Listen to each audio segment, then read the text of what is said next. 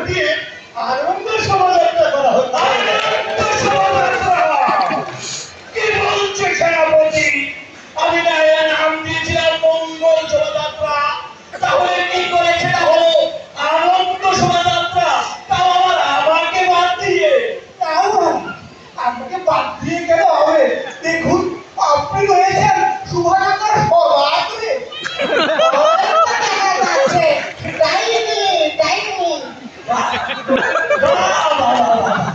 সেনাপতি আপনারা এসো, মন্ত্রী এদিকে এসো।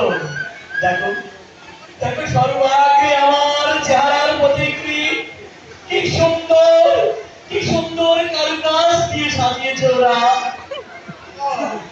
দেখছেন রক্তচোষা।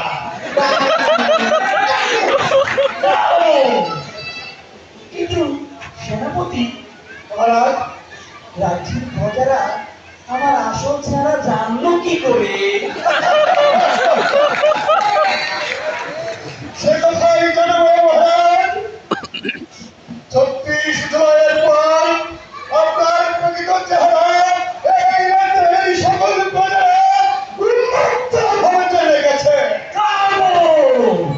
সেনাপতি, যারা আমার এই চেহারার বিকৃতি করেছেন আমি তাদেরকে দেখে নিব। তুমি তাদেরকে এক্ষুনি গ্রেফতার করে জেলে পাঠানোর ব্যবস্থা করো।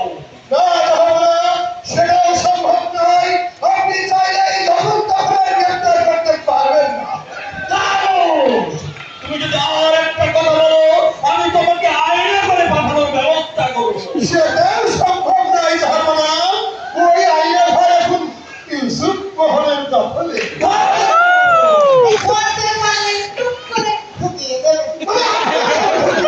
পরিকল্পনা চলছে মহারাজ। কোথায় আমার লাল বাহিনী, কোথায় আমার কালো বাহিনী, কোথায় আমার হেলমেট বাহিনী? তারা কি কোথাও লুকিয়ে আছে? গর্তের ভিতর ঢুকে গেছে। মাঝে মাঝে ফুসফুস শব্দ করে কিন্তু আবার হারিয়ে যায়। কি বলছো এইসব মন্ত্রী? তাহলে কোথায় আমার খুশকি বেগম, কোথায় আমার জগৎ সেন, কোথায় আমার মীর জাফর, কোথায় মীর জাফরের বংশধরেরা? আর বলবেন না জাহাপনা, তারা এখন চিকিৎ করছে। কি করছে?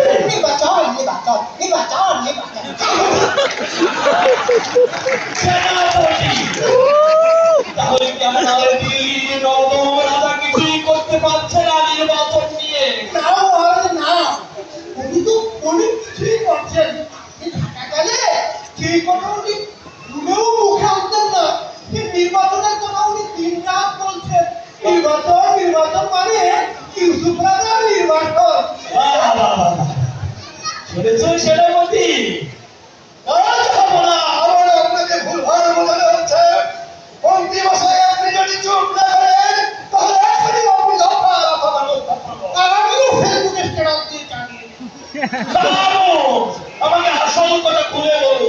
আসল কথা হচ্ছে আপনার দিল্লির ওই রাখাল সরকার বিদ্যুৎ সরকারের সাথে হাত মিলিয়ে গোপন বৈঠকে চাপান করিতেছে মহারাজ।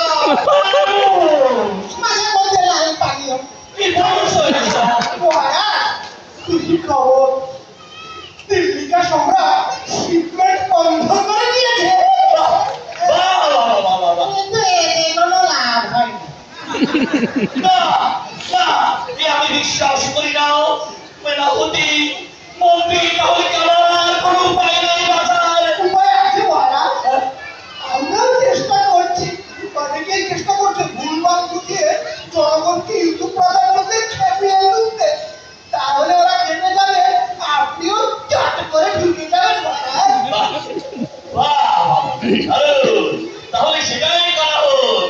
সেনাপতি, দোস্তাকে মাফ করবেন মহারাজ, সেটা আমার সম্ভব নয়। আপনি পালিয়ে যাওয়ার পর থেকে আপনার বঙ্গরাজ্যের সকল প্রজা ইউসুফ সরকারকে মেরে দিয়ে এখন তারা আরো 5 বছর শাসন করতে রোধ করতে যাচ্ছে। সেনাপতি, মন্ত্রী, তোমরা আমাকে এসব কি শোনাচ্ছ? আমি কি দোষ করেছিলাম এই রাজ্যে? আমি তো এই রাজ্যের প্রজাদের ভাগ্য পরিবর্তন করতে চেয়েছিলাম। সেটাই হয়েছে। সেটাই যদি হয়ে থাকে তাহলে আমার কি আর কোনো বাঁচার উপায় নেই? এই রাজ্যে আবার ফিরে আসার আমার কি আর কোনো রাস্তা খোলা নেই সেনাপতি? প্রস্তাবটি মাফ করবেন জাহাপনা, আশেপাশের পরিবেশ বেশি ভালো নয়। আমার এখনই এখান থেকে দিল্লি চলে যাওয়া উচিত। হেলিকপ্টারের ব্যবস্থা করা হোক। আমাদের কাজে এগিয়ে আসছে। সেনাপতি, এরা কারা? কারা এগিয়ে দিয়ে আসছে সেনাপতি? আপনাকে স্লোগান দিচ্ছে। এরা কারা সেনাপতি? সেনাপতি, মন্ত্রী, আমাকে 10টা মিনিট সময় দেওয়া হয়। আমি এই রাজ্যের প্রজাদের সাথে কান্নাকাটি করে একটি বিদায় নিতে চাই। আপনি ভুলেও কান্না করতে জানেন না, তাও আপনার চোখ দিয়ে পানি না বের হয়ে নাক দিয়ে সমানে পানি বের শুরু করতে। মন্ত্রী, আমার তো শুধু নাক দিয়ে পানি বের হয়, তুমি তো সর্বাঙ্গ ভিজিয়ে ফেলেছো। ওকে মুক্ত করিয়া ছত্র তত্র ভিজিয়ে দিয়ে